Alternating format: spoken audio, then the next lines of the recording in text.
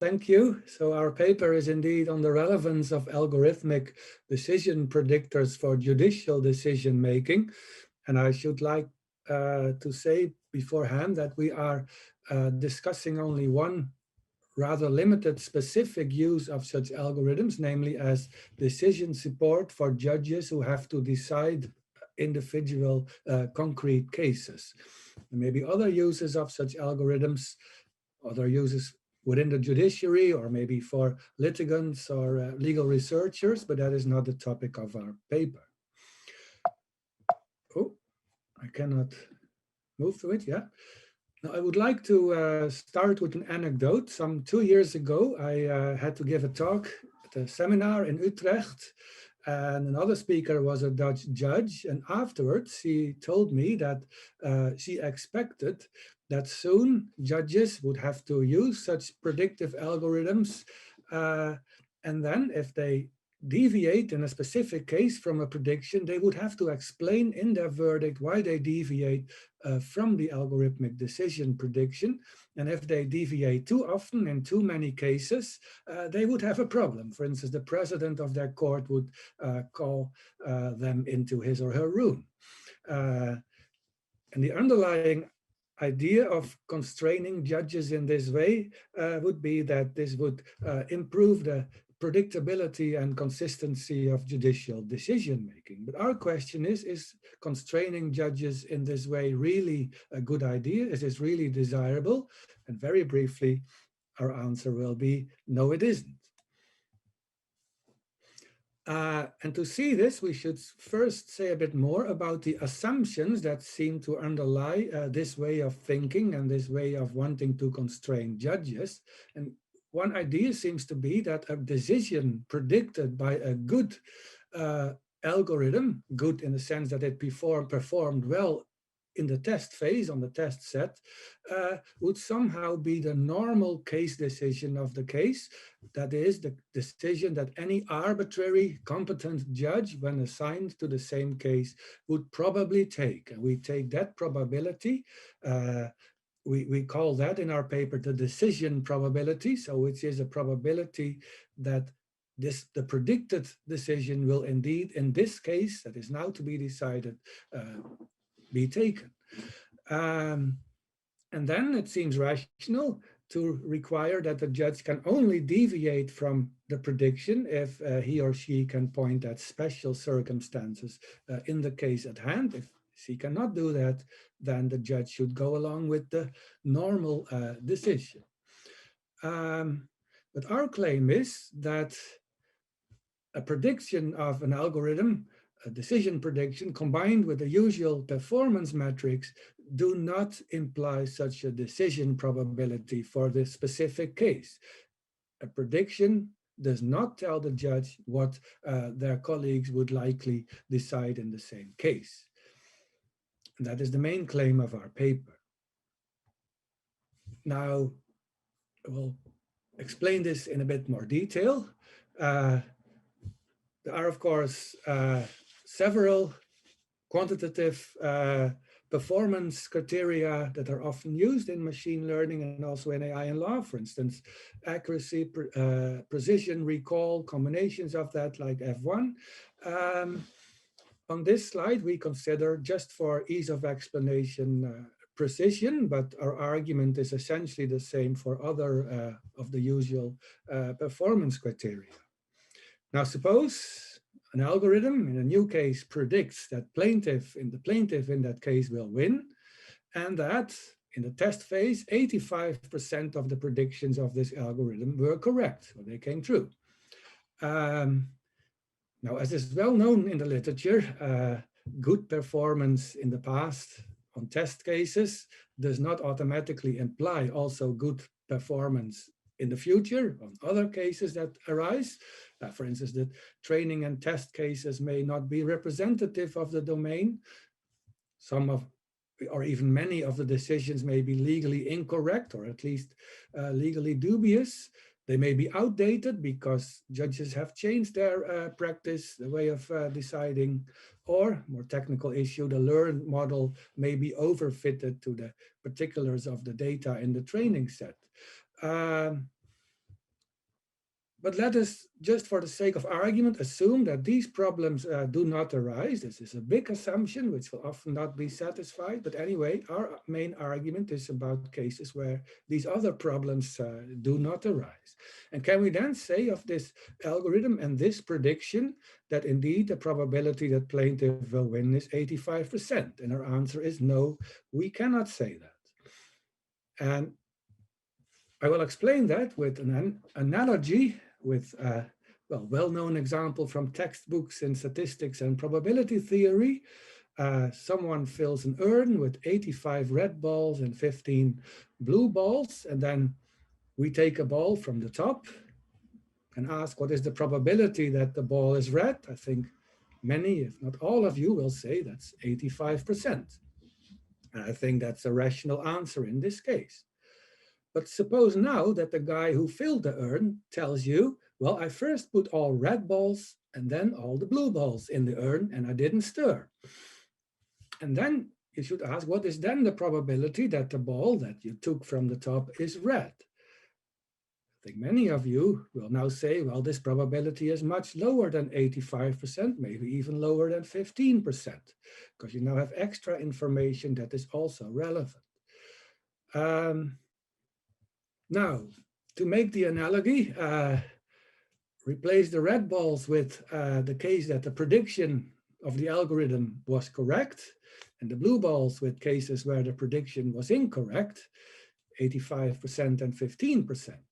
And what we have here is what philosophers call the problem of the reference class. And this is the problem that the step from frequency information about classes of events or individuals to an individual probability about the specific event or individual, this step is not automatic. There is a logical gap between the two. And in fact, philosophers have explained that applying a frequency statistical probability to an individual case in fact expresses a relevance judgment. It says that the only things that are relevant to the case at hand are what is stated in the frequency. So in the urn example, the only thing that is relevant would be relevant with the 85% frequency would be how many red and blue balls are there in the urn.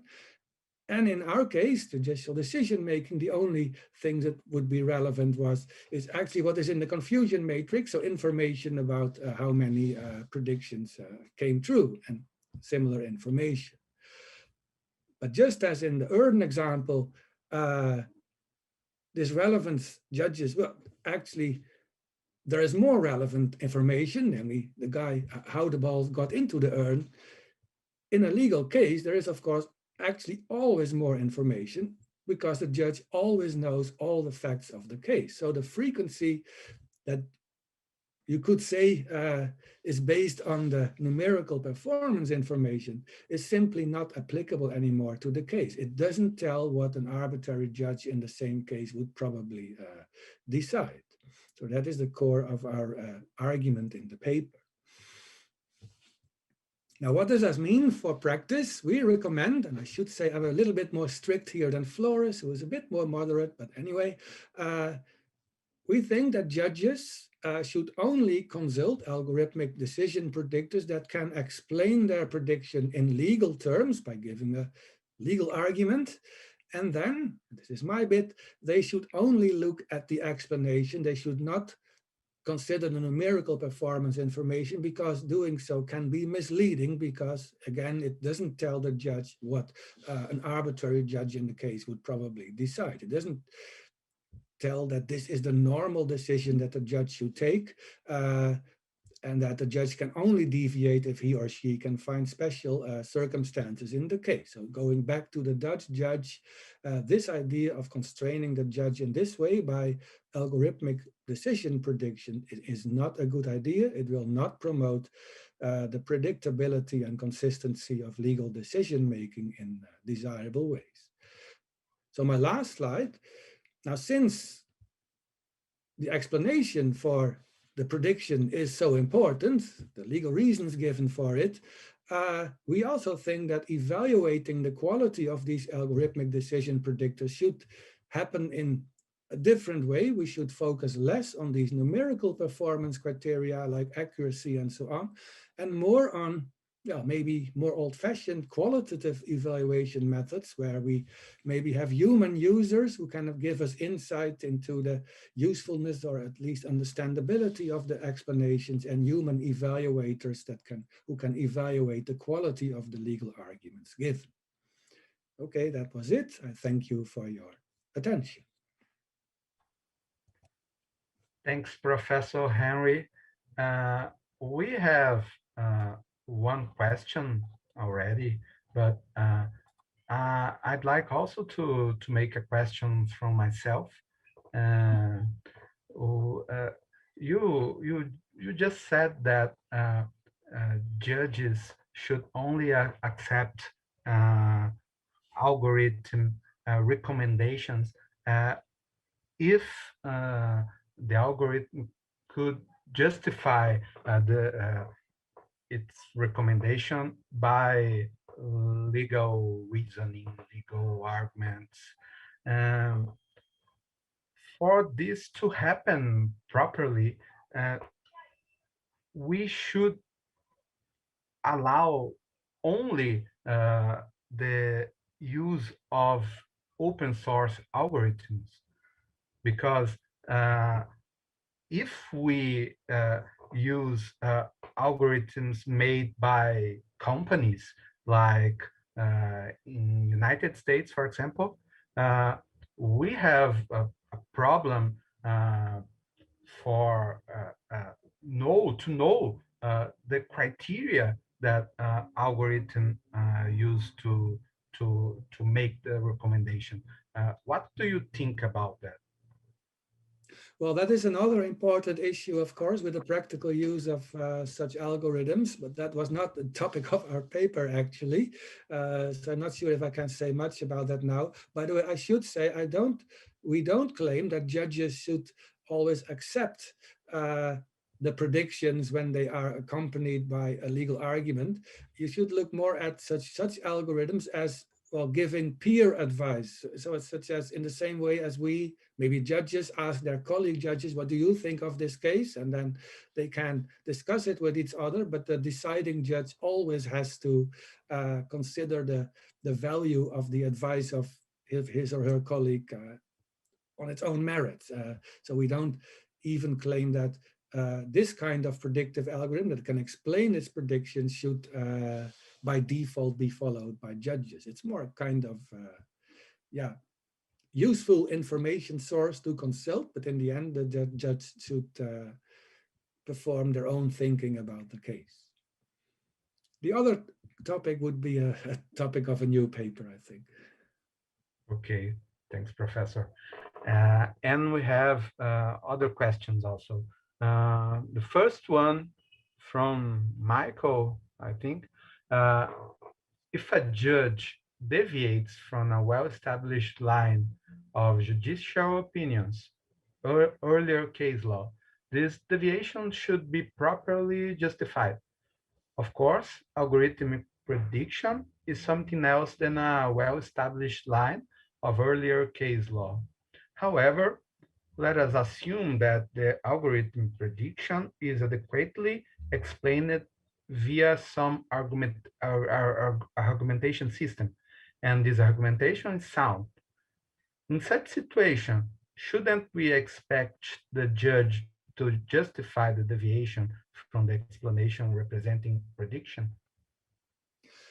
Well, the key issue here, of course, is how do we know that the argumentation of the system is sound? Uh, in the end, the judge who gets this advice from the algorithm has to assess the quality of the argumentation. Uh, but partly this can be done in the evaluation phase. This was the recommendation on my final slide, just like maybe the famous evaluation of the Mycin expert system in the 1970s, where the quality of the medical diagnosis and treatment advice was assessed by senior medical human experts. You could do the same with a predictive algorithm, and then you could have some information about the general quality of the advice given by this algorithm. But even then, it is in the end the judge's task in the case to assess the quality of the argumentation given by the system. We don't know. It doesn't come labeled as sound to us. Okay. A third question here is from Bart Verheij. Can you relate your position to the claim by Towin and Pollock that probabilistic reasoning is not enough and that a form of the feasible argument is needed? Yes, I think this pertains to the philosophical problem of the reference class, and Bart knows just as well as me that in the early days of non-monotonic logic, several researchers indeed proposed forms of non-monotonic logic as a way to deal with the reference class problem. For instance, Ron Louis, who some of us still know, said this was in the end an application of the specificity principle in comparing and choosing between conflicting arguments based on conflicting statistical generalizations. So yes, this is my answer to Bart. Okay. We have also a question by Elton McCarty. Your argument from the earned knowledge is that the judge always know more about the case than the simple numerical prediction. But if the issue is whether a judge should explain a deviation from the numerical prediction, wouldn't it be consistent with your argument to expect the judge to explain what is about the case that is distinctive?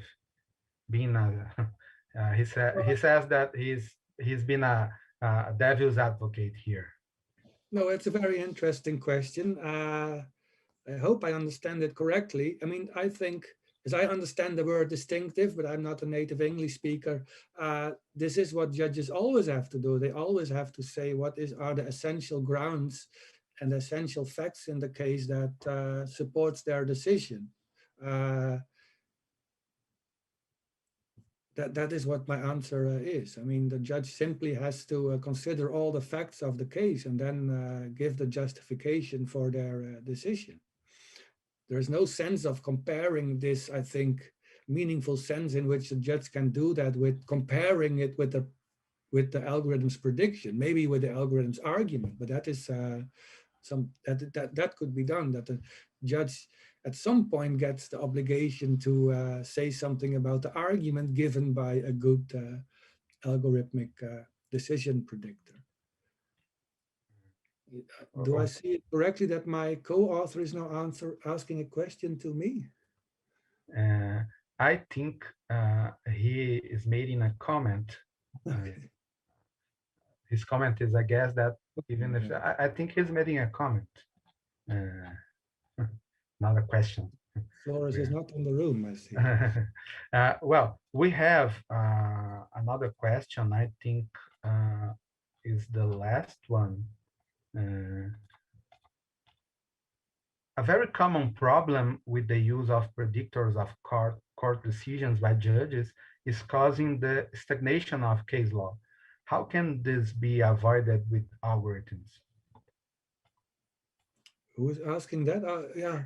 I don't have the name No, of the person.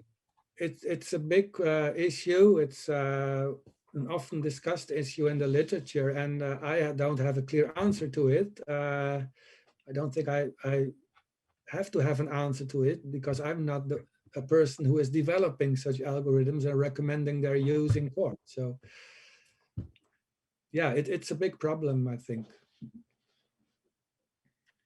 Okay, and this was the last question, and unfortunately, by constraint of time, we have to go to the fourth presentation, and Thank you, Professor Henry Prakken.